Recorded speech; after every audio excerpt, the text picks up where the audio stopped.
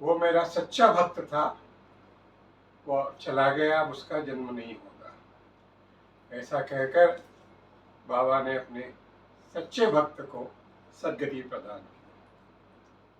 अभी तो आप लोग समझ गए होंगे कि मैं किस साईं भक्त के बारे में आपसे बात करने वाला हूँ। जी हाँ, आपने सही समझा, मैं मेघा के बारे में बात करने वाला हूँ। ओम साई राम। सभी साईं भक्तों का मेरे चैनल साई मेरा तारनहारा में एक बार फिर से स्वागत है। मैं भी सभी साईं भक्त का स्वागत करती हूँ। मैंने पिछले वीडियो में बाबा के एक अर्डेंट डिवोटी श्यामा के बारे में आपसे बातचीत की। आज मैं एक दूसरे साईं भक्त के बारे में आपको बताना चाहता हूँ। जी हाँ, मैं बात कर रहा हूँ मेघा की। मेघा का जन्म कब और कहाँ हुआ, इसके बारे में कोई जानकारी उपलब्ध नहीं है। सिर्फ इतना मालूम है कि वीरम गांव में साठे जी जो हैं डिप्टी कलेक्टर थे वहाँ के, उनके एक ब्राह्मण रसोइया काम करता था। उसका नाम मेघा था। वह एक शिव भक्त था, हमेशा ओम नमः शिवाय का जाप करता था। उसकी शिव भक्ति देखकर साठे जी ने विचार किया कि इसे मैं शिरडी भेजूंगा, और उन्होंने इस बारे में मेघा से बात की। मेघा तो बहुत असमंजस में था कि कैसे मैं जाऊं शिरडी। बाबा एक मुस्लिम है, मैं एक ब्राह्मण, हिंदू ब्राह्मण हूँ, कैसे वहाँ मेरा सब कुछ काम होगा, कैसे मैं बाबा को प्रणाम करूँगा, उनके दर्शन करूँगा। पर साठे जी क्योंकि पूरी तरह मन बना चुके थे, उन्होंने श्यामा को गायत्री मंत्र सिखलाया, उनको संध्या वंदन सिखलाया, क्योंकि मेघा को ओम नमः शिवाय के जाप के अलावा कुछ नहीं आता था। और फिर उन्होंने अपने ससुर दादा के नाम से एक लेटर दिया, और वो लेटर लेकर मेघा को बोला कि तुम शिरडी जाओ। वे रास्ते भर बाबा के बारे में सोचते रहे कि वो एक मुसलमान और मैं एक हिंदू, मुझे उनके दर्शन करना, उनको प्रणाम करना पड़े, कैसे चलेगा। सोचते सोचते वो शिरडी पहुंच गए। बाबा उस समय मस्जिद में थे, वो बाबा के दर्शन करने मस्जिद में गए। जैसे ही बाबा ने मेघा को देखा तो बाबा एकदम आग बबूला हो गए और गुस्से में तिलमिला गए, और मेघा को बोला, तुम क्यों आए हो यहाँ पे? तुम एक उच्च कुलीन ब्राह्मण और मैं एक यवन, क्यों आए हो यहाँ पे? देख के मेघा तो एकदम सटपटा गए कि भाई कैसे बाबा ने मेरे मन की बात जान ली। पर बाबा का क्रोध शांत नहीं हुआ। वो 2-3 दिन शिरडी में रुके, फिर वापिस आ गए। पर उनकी मन की शांति उनको नहीं मिली, तो वो 1 साल के लिए त्र्यंबकेश्वर चले गए शिव की पूजा करने के लिए, पर वहाँ भी उन्हें शांति नहीं मिली। 1 साल बाद वो वापिस शिरडी आ गए।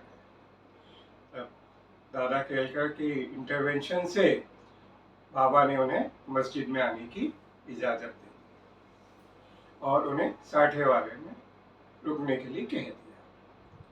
इस प्रकार जो मेघा है बाबा के दरबार में शामिल हो गए। मेघा एक महान शिव भक्त थे। उन्हें मालूम था कि शिव जी कैसे प्रसन्न होते हैं, शिव जी की पूजा के लिए क्या लगता है। उन्हें मालूम था कि शिव जो है बिलपत्र से बहुत प्रसन्न होते हैं, और शिव की पूजा के लिए बिलपत्र चढ़ाना बहुत अच्छा होता है। तो वे कोसों गांव में चक्कर लगाते और ढूंढ ढांड के बिलपत्र लेके आते और अपने देवा बाबा की पूजा करते थे। इस प्रकार वे बाबा की पूजा अर्चना में लगे रहे। वे बाबा की 2 जगह पूजा करते थे, एक तो प्रत्यक्ष रूप में बाबा की, और दूसरा उनके फोटो की जो उनके साठेवाड़े में उनके रूम में लगा हुआ था। वे पूरे जो शिरडी के मंदिर थे वहाँ की पूजा करते थे। वो पूजा करने के आने के बाद वे बाबा की पूजा करते थे। एक बार ऐसा हुआ कि खंडोबा मंदिर का द्वार बंद था, तो वो सीधे बाबा के पास आ गए, तो बाबा ने उनकी पूजा स्वीकार नहीं की। और उनसे बोला कि जाओ, मंदिर के कपाट खुल गए हैं, पहले वहाँ पूजा करो और फिर आना। तो खंडोबा मंदिर में गए, वहाँ पूजा करने के बाद बाबा की आके उन्होंने पूजा की। अब ऐसे ही एक बार मकर संक्रांति का दिन था, तो मेघा ने सोचा कि मेरे जो शिव अवतार है उनकी भी मुझे गंगा जल से स्नान कराना चाहिए। उन्होंने बाबा से बात की। बाबा बोले, तो एक फकीर हूँ, क्यों ये मैं गंगा जल से, मुझे स्नान का क्या मतलब है, तुम क्यों इतने मेरे पीछे पड़े? पर वो भी जिद पे अड़ गए। बाबा ने उन्हें हाँ भर। तो मेघा 8 कोस दूर चल के गोदावरी से गंगा जल भर के लेके आए और उन्होंने बाबा को बोला कि बाबा आप बैठ जाइए, मैं आपका स्नान कराना चाहता हूँ। तो बाबा बोले कि मेघा, एक काम करना, तुम इतनी जिद पकड़ के बैठे हो, बस तुम सिर्फ मेरे सिर पे पानी डालना। सिर पे पानी डालना मतलब पूरा स्नान के बराबर होता है। तो मेघा ने हाँ हाँ हाँ कर दिया और वो पूरे जोश में उन्होंने पूरा का पूरा घड़ा जो है बाबा के ऊपर उंडेल दिया। जब उंडेलने के बाद उन्होंने घड़ा नीचे रखा तो क्या देखते हैं कि सिर्फ बाबा का सिर ही गीला हुआ था, बाकी शरीर पूरा का पूरा सूखा था। जो बाबा ने कह दिया था वो तो ब्रह्म वाक्य था, वही हुआ। वे जो बाबा की 1 साल तक अच्छे से पूजा अर्चना करते थे।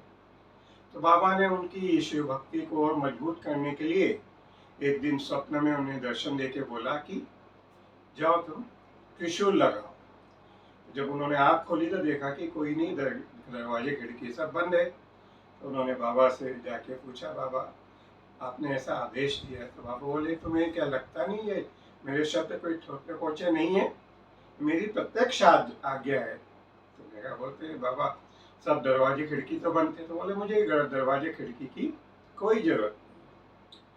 तो इस प्रकार मेघा जो त्रिशूल लेके आए और उन्होंने अपने बाबा के जो फोटो था उसके पास उन्होंने उसे लगा दिया। दूसरे दिन एक रामकारी पूना से शिरडी आया बाबा के पास, एक छोटी सी पिंडी लेके। उसी समय मेघा भी मस्जिद में आए। तो बाबा ने उन्हें बोला कि देखो शिव जी आ गए हैं, अब तुम इसे संभाल के रखो। और वो पिंडी उन्होंने मेघा को दे दी। जब ये मस्जिद में ये हो रहा था तो उसी समय साठियावाड़ा में काका साहब नहाने के बाद जब बाबा की स्तुति कर रहे थे तो उन्होंने सपने में देखा कि उन्हें भी एक पिंडी दिखाई दी।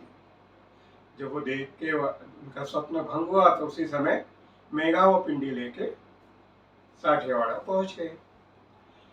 उन्होंने उन्हें दिखाया तो उन्होंने कहा, हाँ ये वही, मुझे भी ऐसी दिखाई दी।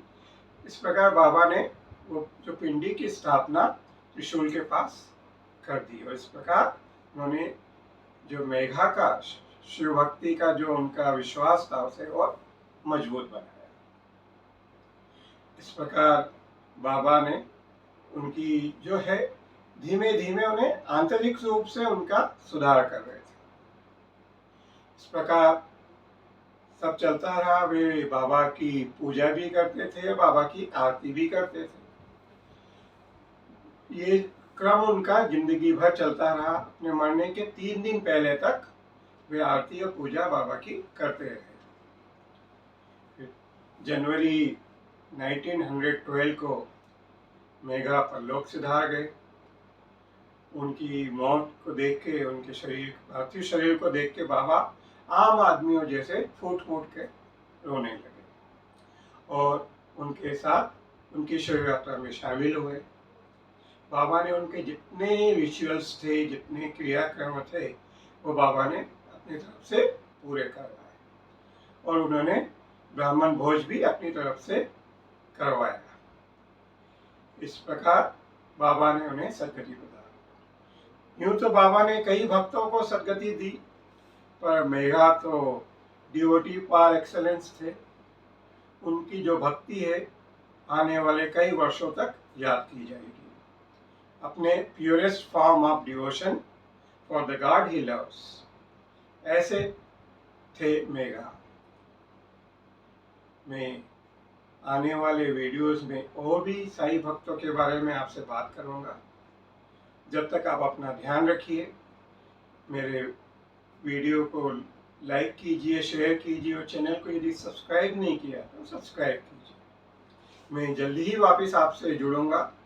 तब तक अपना ध्यान रखिए, सेफ रहिए और बाबा का नाम लेते रहिए। ओम साईं राम।